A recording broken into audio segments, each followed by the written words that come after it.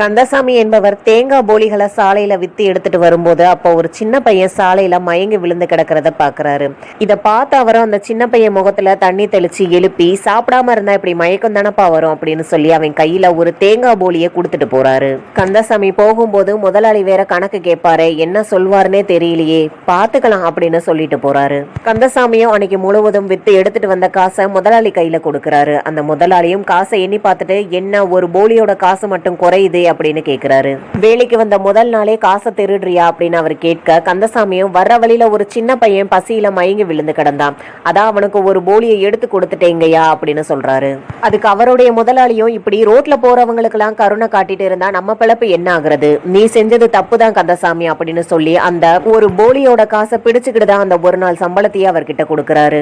அப்ப அந்த மயங்கி விழுந்த சின்ன பையன் அந்த வீட்டுக்குள்ள வர்றான். அப்பா, இன்னைக்கு நான் விளையாட போறேன்னு சொல்லி சாப்பிடாமலே போயிட்டேன்ல, நான் மயங்கி விழுந்துட்டேன்பா, அப்ப எனக்கு இவர் தான் உதவி செஞ்சாருன்னு சொல்றான். இதை கேட்ட அந்த முதலாளியும், கந்தசாமி நீ என்னுடைய பிள்ளைக்கு தான் உதவி செஞ்சியா, இது தெரியாம உன்னை தப்பா பேசிட்டேனே, இந்தாப்பா அந்த ஒரு போலியோட காசு அப்படின்னு கொடுக்கறாரு. இதை பார்த்த கந்தசாமியும், ஐயா கொஞ்ச நேரத்துக்கு முன்னாடி நான் செஞ்ச உதவி தப்புன்னு சொன்னீங்க, அதுவே உங்க பையனுக்குன்னு தெரிஞ்ச உடனே அந்த உதவி சரின்னு ஆயிடுச்சா?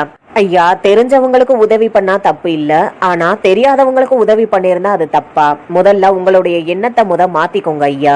என்னை பொறுத்த வரைக்கும் கஷ்டப்படுறவங்க யாரா இருந்தாலும் நான் உதவி செய்வேன், உங்க பையன்னு நினைச்சலாம் நான் உதவி செய்யலையா, அதனால இந்த போலியோட காசை நீங்களே வச்சுக்கோங்கன்னு சொல்றாரு. இதை கேட்ட முதலாளியும் தலை குனிஞ்சு போய் நிக்கிறாரு. இந்த குட்டி ஸ்டோரி பிடிச்சிருந்தா மறக்காம லைக் பண்ணிட்டு நம்ம சேனலை சப்ஸ்கிரைப் பண்ணி